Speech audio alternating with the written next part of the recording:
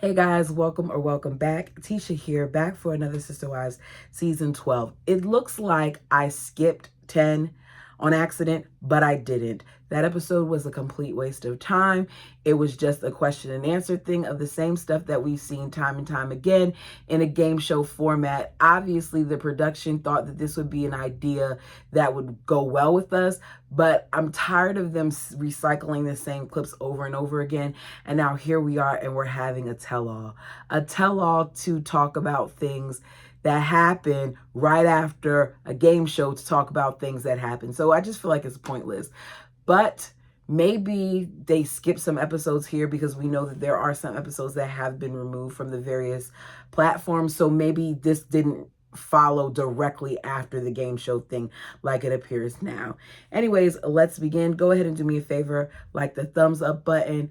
Hit the thumbs up button. I'm messing up already, so y'all know this is going to be interesting. Forgive me for my late response to the previous comments that have been made over the last several days. I have been out of town. I was enjoying my friends and family. My niece got her master's, and then my best friend got her PhD. So we were celebrating, and as a result, you hear my voice going in and out. Y'all, look at my nails. This just goes to show you. I look toe up. Okay, let's begin. So we've come to the end of Sister Wives season 12, and we have seen over this season, we've seen some love, we've seen some new beginnings, we've seen some struggles, we see some people learning new things about themselves. We've seen these adults cause more problems. These young adults grow up, and it's nice to see the transitions. As I was sitting here and I was watching this episode, a lot of this episode just reminded me of how ridiculous Kody is at times and how selfish he is. And I found myself getting upset because it seems like Meri, it was over for you, girl. And they still expected you to be a part of this foolishness, even though it was clearly over. But let's go ahead and start. So the Sister Wives and Kody sit down with someone I'm not very familiar with. I'm assuming that she's a journalist. I was going to look it up and see who she was, but if I'm being honest, I really didn't care to. If you know, you can put it down in the comment section, or maybe I'll look it up once I get kind of caught up. The host first asks the Sister Wives what they think of Kody's man bun and his shaved sides. Janelle, Robin, and Christine all say that they prefer this to his previous look, which I think I would prefer it to, because his previous look oftentimes looked disheveled, like he was using too much product. Other times it looked like it was thin. Other times he had extensions. Like Kody has had a lot of things going on with his hair. Meri, unlike the others, says that she's going to go, against the grain a little bit because it's not really her first preference to see him in the man bun. But it doesn't really matter because Kody doesn't care about her opinion at this point. He doesn't care what she thinks. We're reminded of Meri deciding that she wants to buy the bed and breakfast, as well as allow her mom to live there. We get flashbacks that basically show how no one in the family was on board with this idea. I feel like they weren't as vocal to her face about how they weren't feeling it as they were in confessionals, because some told her that they felt like it was a good idea emotionally and things of that nature. But then when it came time for them to get in confessionals, they were more against it. Christine is a perfect example of this. She did tell her some things, to her face. But in the confessional, Christine was really laying it out there to the point where she said that the idea was dumb and that she really could say something harsher about it. But she's trying to be nice by just saying that it's dumb. Meri reminds everyone that when she was going through her catfish situation, she had a lot of stuff going on. And one of the main things that they said to her as she was coming out of it was that she needs to make sure that she's more communicative. Is that a word? That she communicates more with them.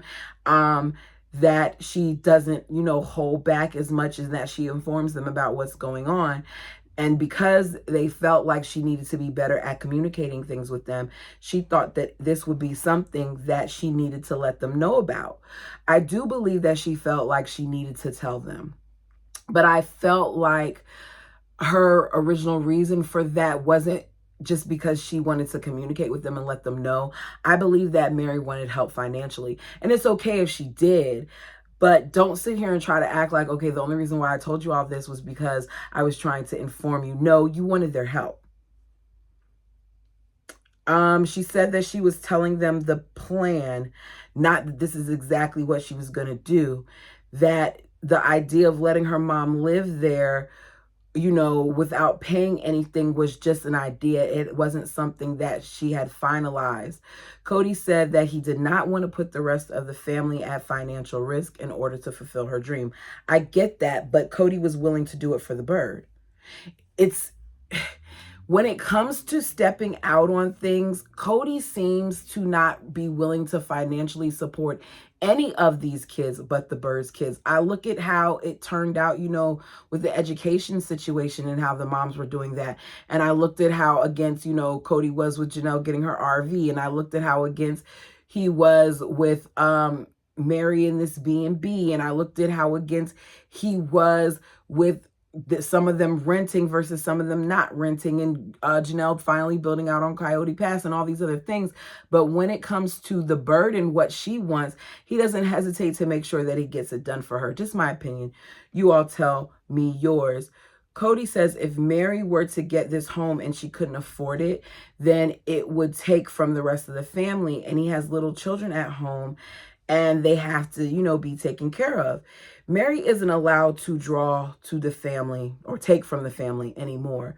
I feel like Kody only wants her there to add to it. So add to the family pot, even though people like Robin are able to take from it. You can't. Even with Christine, because Christine ended up having to pay for Isabel's surgery by herself. So there are times where I feel like he picks and chooses when the family will or won't do things. And I don't think he's always fair in his decisions. He lets us know that Ariella May is going to be going to college long after his best money-making years are over. And I just was like, okay, out of all the kids, you pick Ariella May. Do you all notice how whenever he talks about the little kids, he always talks about one of Robin's children? I get it. At this present time, Robin has the youngest child with Ariella, but Truly and Saul are younger kids too. You could even say Savannah was. You could like there are other kids that were younger kids, and it's never about them. It's always about Robin's. It just is. We then get a flashback of Kody telling a media outlet person, he told, I think he was a journalist or something of that sort, some guy, that he and Meri don't have to worry about coming back to Utah right now and traveling together because they don't cohabitate. He was asked why he shared that information, and he claimed it was because he was feeling snarky at the time against the law. I don't feel that way. I feel like Kody was putting out here and there in various ways little things that let Meri know that he didn't want her. I look back at all these years, and what it all boils down to is Kody was a coward, and he still is one. He used the excuse of religion as to why he couldn't leave her, but Kody left her emotionally a long time ago, and I don't think that your religion would be okay with that. I feel like you use the guise of certain things sometimes, knowing that this isn't how you truly feel, and he just wasn't a man about it, and he didn't want to say that because he wanted Meri to still be there and put into the family without him having to put anything into her. I shouldn't have said that. Y'all know what I mean. After it came out, I was like, ooh, maybe I shouldn't have said.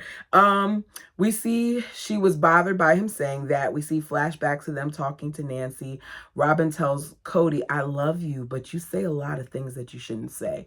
And she said that in regards to what he said to the reporter, which comes across as she cares about Meri. But I also feel like it's an optics thing. Robin knows it doesn't look good for him to sit there and say the things that he's saying about Meri, saying that he doesn't even want to be intimate with her, saying that they're platonic, things that y'all are supposed to be married. You felt this way before she even divorced you on paper. Meri jokes that she and Kody are a divorced couple living on the same block, and all the sister wives laugh about this. I don't think I saw Robin laugh, but we're just going to say that a good amount of them laughed, and I don't feel like it's funny. These women make jokes to suppress their pain, and this is Meri making a joke to suppress her hurt, and they're sitting here and they're chuckling about it. It's because they're having this conversation right now with Kody and Meri and all the wives around them about their lack of intimacy and how she feels like they're a divorced couple on the same block. Aren't these relationships supposed to be separate? So why is this a conversation that we're having in front of everybody when later on in the show we see that they tell Kody to come off the stage so the wives can talk about something that he could have been on the stage for them to talk about? If anything, you should have took him off the stage for this, but it's not a matter of them creating a safe space, as Robin later asked Meri, for Meri. It's about them just keeping Meri there because they want to make sure Meri's there so they can reach the next level of their belief system. The host asks Kody if he has any desire to be with Meri intimately, and he says no. And not only does he say no, but he doesn't say it, seeing as to me, like he has any form of remorse or sorrow for her. He's very matter of fact about it. He does not care about how she feels. We see him more concerned when Robin's sitting on the couch faking her tears than with this woman who's red-faced and crying about her current situation. Kody admitted that he doesn't want to be intimate with Meri. That's a flag. Meri, you should have seen right there, along with everything else, that he was done. Kody confirms that he doesn't want to be with Meri. Meri looks hurt and embarrassed that her husband just admitted, not only on national television, but in front of these women, that he has no desire to be with her in an intimate space. And intimacy just doesn't have to mean sex. It means he has no desire to be in a vulnerable area with her, in a vulnerable state. He doesn't want to connect. Intimacy, in my opinion, involves connection, and he wants no connection. When the host asks Meri what she wants, she says that she wants more of a relationship, definitely more than what they're having right now. Meanwhile, this man wasn't even staying at her house. Robin is so involved and always wants to say things. Why didn't she tell him to go back over to Meri's house? Since that's one of the things that she said when it happened with him and Christine and they were having. Why didn't you tell the love of your life to get his crap together? Why you didn't tell your soulmate to do what he's supposed to do? Instead, y'all saw how he was treating her and nobody did anything. The host, just like us, wants to know what the holdup is. She asks Kody and Meri, what would it take for them to get closer? And he says, we don't know. That's bull. It would take you actually putting forth effort. It would take you doing more than just friend zoning her. It would take you to actually care and like the woman, but it doesn't seem like he does. Meri says it takes two parties wanting to work on it. Keyword there is two. No matter how much Meri wants this thing, no matter how much she wants this relationship, Kody doesn't. And if Kody doesn't want it, then there's nothing more that can be done or said about it. This woman should not have had to prove herself time and time again, over and over again, when this man has left her a long time ago. I do not, and I've said it before, I do not agree with the fact that Meri lied about the catfish. I don't. I wish that for Meri that it was a situation where she wasn't being manipulated. I wish that for Meri it was a situation where a man was really on the other end, because she could have got out of this and she could have spared herself of many additional years of heartbreak, because that man stopped caring about her a long time ago. And this is emotional and mental abuse, in my opinion. But you all let me know yours. Robin points out that if Meri and Kody want to get closer, they both have to put in major work. Tell that crap to Kody. He is the one who punishes his wives by withholding intimacy. We know that he did it with Christine. She said it. He's the one who wants no part of Meri's cookie. Kody is asked to leave the set so they could do something that they've never done, so that they could talk about things without Kody present. They hyped this up like this was some major thing, like this is a tell-all first. Kody is being asked to leave the set so we could just talk to the women. But we've seen them have like one-on-one conversations and do things on the couch prior. Maybe not at a tell-all, but they've done it in confessional. So it didn't do anything for me, especially because they didn't talk that much about Kody. Like, they could have said what they said with Kody on the couch. Christine says when Kody's not around, we can goof off a lot more. He tends to be very serious, and he's sometimes a buzzkill. And I said, okay, Christine, you're probably going to get in trouble for that later. And as she's saying this, I'm like, okay, so they got Kody off of the stage for this. It made me feel like they were going to take time to use this opportunity to discuss some of the areas where they felt like Kody needed to improve or something like that. But instead, we come back to Meri in the house. We watch more flashbacks of everyone talking about how Meri needs to be more involved with the family, how she needs to do this and how she needs to do that, and how if she gets this house, it will make her less involved. They don't like her showing up late and leaving early, or according to Robin and stuff, she's still on her phone the whole time. I don't really feel like Meri is on her phone the whole time, but I feel like because of what happened, anytime Meri is on her phone and she seems disengaged, they may feel like she's involved in something else. Right? You say you want her to be involved in all of that, but then you pull stuff like you did previously where you don't involve her with the birth of Maddie because of miscommunication when she was trying to be involved, and here she is and she's not getting to be involved, and she felt rejected for not being able to be involved, but you want her to keep being involved. Pick one. What do you want her to do? Meri says that she feels like her relationship with Kody has negatively affected her relationship with the others in the family, and that as a result, she tends to pull away because it's hard to see things and be around things when she's in the state that she's in.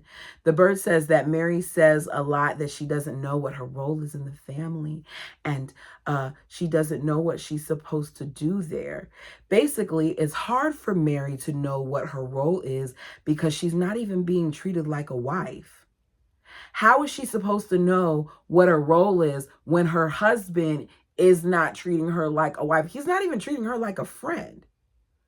So it's hard for her to see that Kody has these other women who he's having good relationships with, who are sister wives, and she's supposedly supposed to be a sister wife, and yet she's not treated like one.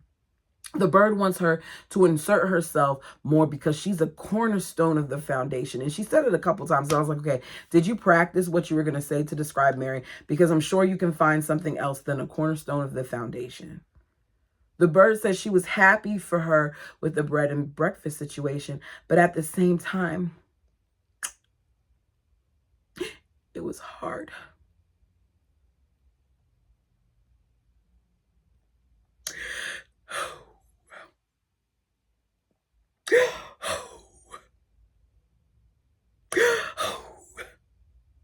Because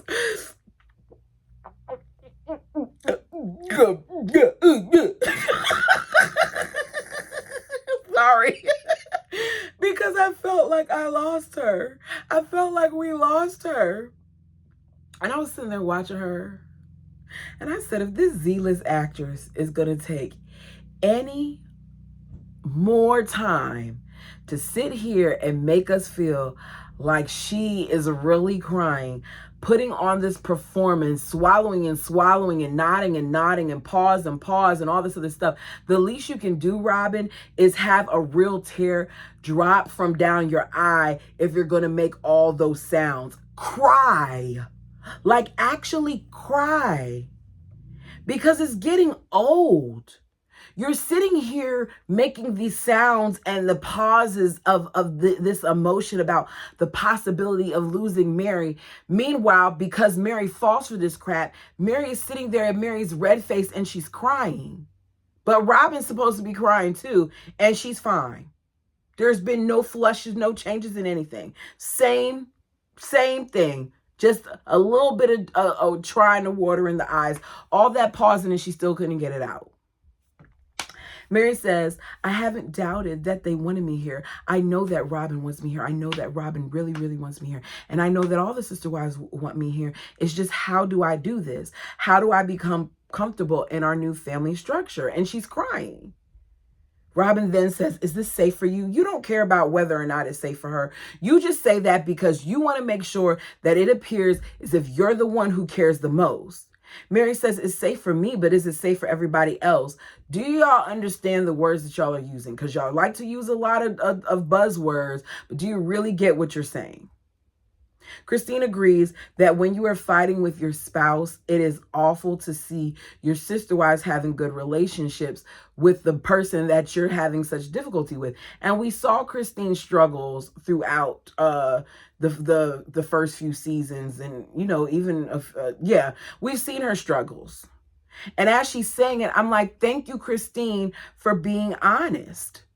Meri agrees and says that even though Kody treats her, the way he treats her, which to me is like crap, that she feels like the relationship is still worth saving. I don't understand why this religion makes these women feel like they have to be punished. And because they're being punished and they're taking it, that basically they're going to be rewarded later on. Which is why some of the essays and things of that nature that happen in the community, they are allowed to get away with it, and the women don't say anything because of this very thought process. Their suffering is going to lead them to some higher ground. That's ridiculous. It is.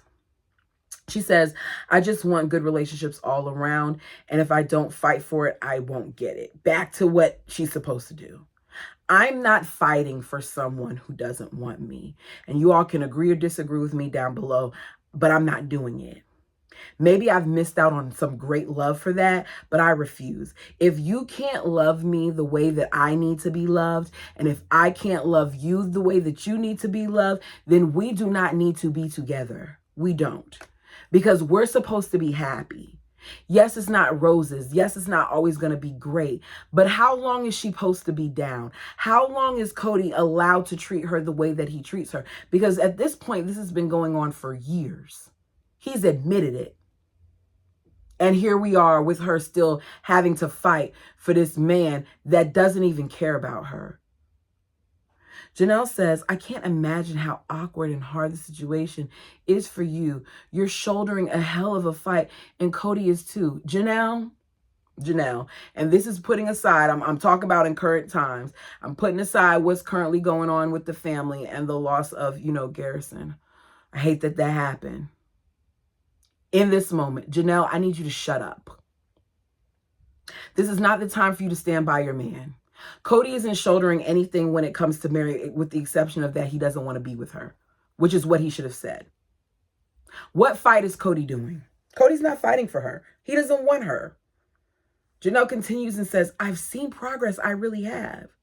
So wait, you mean to tell me they were even worse than this? This is them with progress?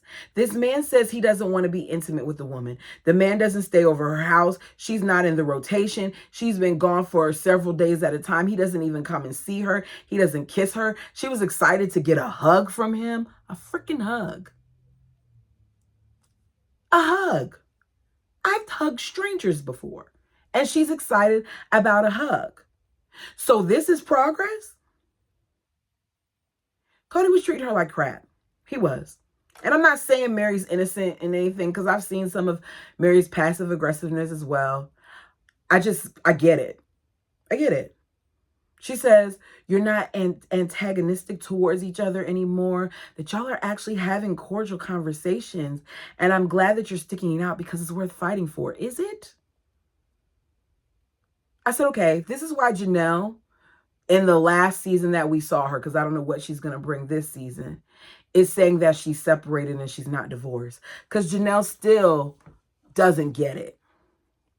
Robin says she's just grateful that they're still fighting for it and insists that she wants Meri and Kody back together. I want to know if you all ever feel like, do y'all feel like the bird ever felt bad at any point for encouraging, like legitimately, this is a question. Do you all feel like the bird ever felt bad at any point for encouraging Meri to stick with this? For encouraging her to deal with this crap? and for telling Meri for many years to hold on. Because I personally, if I love you and I would see you going through this, that would not be my thought process. Let's figure out how we got to sever things and make it so that even though you're divorced, because, you know, Robin has her thoughts, we can still end up together in the celestial kingdom. Let's figure that out, because I don't want to see the person that I care about tortured. Next on the docket is the birth of Axel. We get flashbacks about Axel's birth and how Christine's comment to Meri kind of hurt her. They discuss how the sister wives and Meri got into it because Meri wasn't there for the birth. We get to see the chat again with Meri and Christine, where she basically lets her know that Meri's energy when she comes around is draining. Christine says that she didn't mean for it to come out as harsh as it did. She was just trying to give Meri tough love, and she apologized for it coming out so harshly. I don't feel like tough love was necessary. I feel like you have to actually love someone in order to apply tough love. I think that at some point, Christine did care for Meri. Maybe she did love her, but I don't think that it was the sisterly love that they're supposed to have. I don't. According to Christine, tough love sucks. As I said, I don't feel like it was that much of a love situation. The bird lets them know how proud she is of the both of them, because, you know, she's the head wife and she has to commend them when she sees something that she likes. And she liked the fact that Christine had that conversation with Meri, knowing how hard it is for Christine to do those types of things. Janelle and Robin say that they want her there, and Christine says she wants her there. And then Janelle adds this, and you all tell me what you think it means. She said, we do want the same thing, and we do want to go to the same place. Part of me feels like that place that she's talking about is the celestial kingdom, which is, if it is, then that means y'all want her there because you want to have whatever that golden number is for you all to get there. And I don't necessarily think that you wanted Meri. But you all tell me what you think she meant by that comment. Kody returns to the set to talk about the Utah lawsuit. Anytime it's mentioned, we see that his feathers start getting ruffled. Sometimes they molt. He turns red in the face. He gets the sweats. He positions himself in a certain way, like he is really upset about this situation. And I'm not saying he doesn't have a right to feel upset that they overturned this thing, but they replayed Janelle saying, it seems so crazy that in the 21st century someone can tell me who can or cannot be in my bed. Kody says that winning the lawsuit for them was a joy, that the judge ruled in their favor on all 80 counts, to the point where it was a landslide on every count. Now, this is when we got to the meat, and I put the captions on the television because I wanted to make sure that I was hearing this thing right. I replayed it a couple times to make sure that I heard it right, okay? He says, but they got out of it in appeals court because the Brown family was never harmed, according to them, because there was not an arrest. I've said it many times in many, many episodes, many of my reviews, that when they do these flashbacks, I get really annoyed because they made it seem like it was so much worse than it was. The Brown family, under the leadership of the Bald Eagle, felt like they were going to be prosecuted when an arrest was never even made. He said it there. They said there was not an arrest. The family was under investigation. No one had approached them. In fact, we find out later they had approached somebody. No one had approached them. No law enforcement had questioned them. No form of social services had sought them out and questioned them.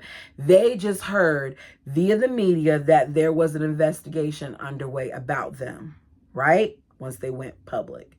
Janelle then says it was a technicality that, you know, it was overturned. Or no, it was a technicality that, you know, they weren't arrested, I'm guessing. There's no technicality in it. You either were or you weren't arrested. If you didn't get booked, if you didn't get called down, if you didn't, you weren't arrested. You know when you get arrested. Trust me, I know. You know. He continues, we left in the night to avoid that arrest. No, you did not. You left in the night because you were worried that you were going to be prosecuted, arrested, whatever. But there wasn't anything in place for you to be arrested. We've seen y'all go in and out of Utah so many times. You don't think that they would flag y'all to see when one of your kids or somebody came and said, like, come on, y'all. Let's be real about this situation. They love to flip the narrative like they were in such danger, yet y'all went in and out of Utah time and time again as a family, independently, all of those things. So now the law is even harsher and it's more specific to polygamists. Christine said, we chose this for religious reasons and our children are amazing and we love them. Christine says it's insulting to her not to be called a wife. Meri adds that she doesn't want to be given an emotion. She doesn't want to be emotionally given a title that she's really not. So she doesn't want a title like she does not want to be called a wife when she's a wife. But your title right now, Meri, is divorced because you're not a wife. I don't know how else to say it. It seems insensitive, but I got to call it like I see it, y'all. That's just what I'm going to do. She's not a wife. Christine doesn't want to go back to Utah because she doesn't want to go back into secrecy. She didn't like it. Janelle tells us before they even decided that they were going to go public, that they met with Child Protective Services and they told them, Child Protective Services told them to have letters about who they wanted their children to be with. So before they even went public, they allowed Child Protective Services to know of their situation. Because what did you say to Child Protective Services? For them to advise you to write up something as to who your children would go to should you be arrested. You had to tell them some form of this. You had to let them know that you were polygamous or something along those lines. Number two, they went to Child Protective Services. And after they went to Child Protective Services and they drew up whatever letters they did just in case something happened to them, never did we hear that Child Protective Services approached them. I'm telling you all, if they did, we would have heard it because they keep showing us all these other things because the same thing over and over and over again because that's all they got. Because they weren't under as much of in much dire straits and under duress and all these other things like they did. They didn't traumatize your kids. You did. Y'all did it the day that you decided to be public. Then on top of it, you want to make it seem like all these other things are going on and having your children think you could be arrested. And even the way that you played up the march and how you need to do this and do that and do all that when you didn't even have 200 people out there. It's been said in the comment section that some people who attended the march, that there were less than 200 people out there. So what are you talking about? It wasn't a big deal. Not to that state like you're trying to make it seem. Maybe to some of the legislation it was, but come on. Christine says she was kind of surprised and disappointed that some of the kids didn't want to go to the polygamy rally with them, especially Peyton. They thought it would be healing. And I feel like I'm disappointed in the fact that y'all tried to pressure him to go to the situation or any of your kids, even though you just sat there supposedly claiming you could be arrested. Why would you want to traumatize them again if that's what you really thought, number one? Number two, Peyton was clearly depressed about the situation, as were some of your other children. They don't want to go. They shouldn't go. A pregnant Maddie, health concerns going on with Caleb, they went. Make it make sense. Kody says the minute they won, he started looking at properties in Utah. I don't believe that. He says he does eventually want to move back to Utah. Meri and Christine refuse. They don't want to live there. Janelle and Robin like it in Vegas, but they aren't closed off to the idea of Utah. Next, we rehash this 20 plus year situation with Meri and Janelle. They've had problems basically the entire time that Janelle has been in the family. They're wondering if it's because of the addition of Janelle. Again, they talk about how they have different perspectives and different communication styles and they're polar opposites and they're at different ends of the personality test and blah and womp and blah and womp, womp, womp, womp, womp, womp, womp. Yes, we know. Janelle is unorganized. Meri isn't. Janelle is liked by Kody. Meri isn't. Meri is clean when it comes to her household. Janelle isn't. Meri washes her dishes every night. Janelle doesn't. Meri and Christine are more of the cooks. Janelle isn't. Meri is abrasive. Janelle is passive aggressive. Like, they have their different things.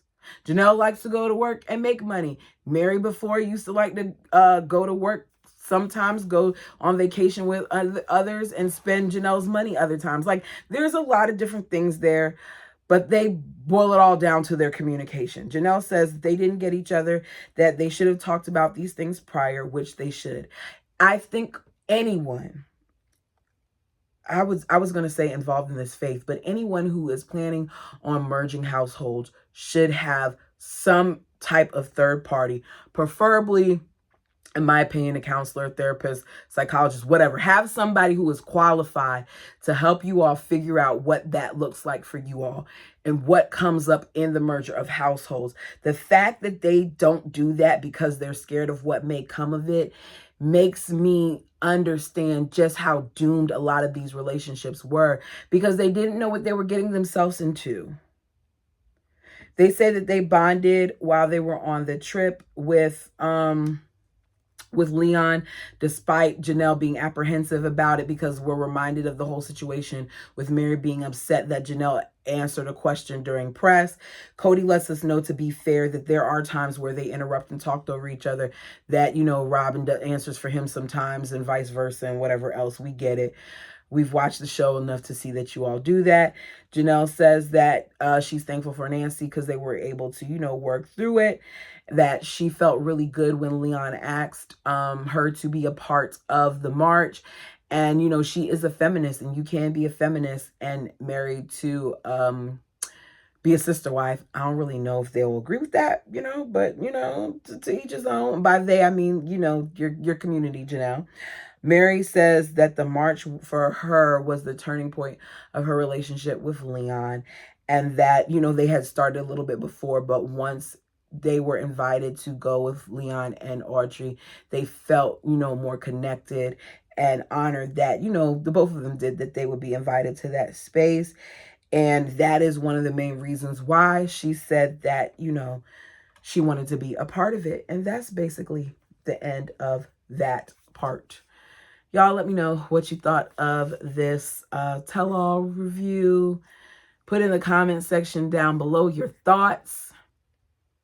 Do we think that this lady did a good job? I actually think that she did a good job, because she didn't waste any time. She actually got them to talk a little bit about, their lack of intimacy when it came to Kody and Meri, and they both admitted that's not something that they would have done in the past. So, she got them to speak a little bit. She didn't, talk in circles as much, but I still feel like we're talking about stuff that we've already talked enough about. I hope part 2 brings more. Until next time.